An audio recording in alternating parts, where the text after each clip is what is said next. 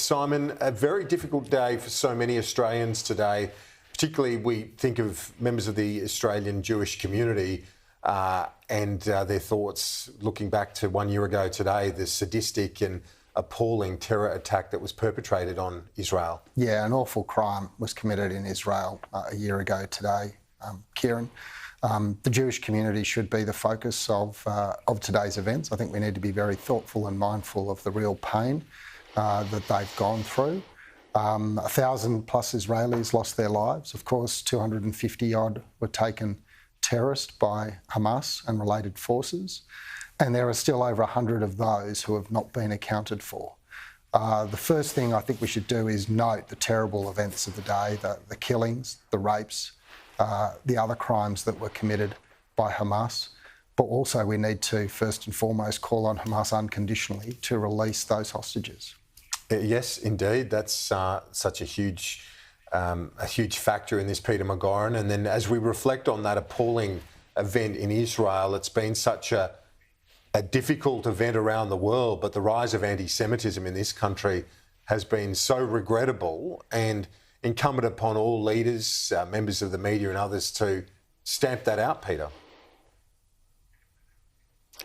Exactly so, Kieran, to organise protests, pro-Palestinian, on the 6th and 7th of October is unmistakably to celebrate the slaughter and depraved behaviour of the 7th of October.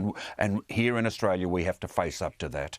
It's an incredibly calculated move that blows up multiculturalism, Kieran. There's a lot of big issues and questions and divisions for us ahead, because as disappointed, shocked even as I am at the lack of moral certainty and the ambiguity introduced by the Prime Minister and senior ministers, where are the voices of the Islamic leaders, of the Muslim leaders of our society? I can't hear a single one. And yet we have protesters celebrating the 7th of October. If they were marching on the 27th of October, which is the date of the IDF incursion into Gaza, I could understand that so very well. So let's not kid ourselves. There has been moral weakness at the top, but it stretches right through the Muslim and wider community itself. Simon, Parliament's back tomorrow, and this issue, foreign policy, Middle East and other matters, often they are issues of bipartisanship. Not right now, because, as Peter alluded to, there is criticism being levelled at the government. Josh Frydenberg reiterated that on this program last hour, saying that the protests we're seeing today wouldn't happen under a government that showed leadership, and he says that this government's abandoned Israel in its time of need, Simon. Unfortunately, I think that's a facile analysis. The simple truth is there would be people, unfortunate as it is, protesting today, and no matter who is in government. That's the simple truth. And I think it's time that some people on the right of politics recognise that. Australia's in lockstep with our allies, the United States, and across Europe, Canada, New Zealand, in relation to our response not only to the events on October 7th, but events that have taken place since. The people who are diverting from that are in fact either right or the left of Australian politics. And I think most Australians, and I think if you look at the Resolve poll today, have figured that out loud and clear. They want the war to end. They want people to stop the violence. They want the hostages to be freed.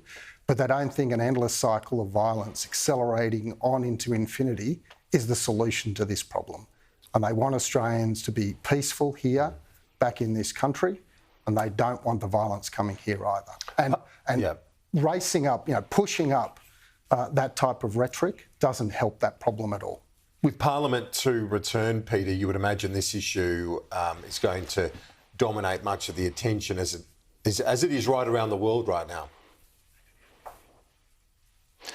Yes, look, it is true, as Simon says, incredibly complex, incredibly difficult, both from a domestic and foreign policy point of view for world leaders. But the fact that we're in lockstep with other nations who are utterly confused and as morally ambiguous as each other is really no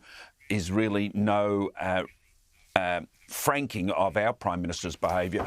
I'm completely confused by Biden. One day we fully support Israel. The next day, stop the bombings in Lebanon. So unless there was from the start a clear appreciation of the needs of Israel's self-defence, then we're all going to end up confused and divided societies, and that's what's happening throughout the Western liberal democracies. Peter McGorran, Simon Banks, gents, appreciate it. We'll talk to you next week.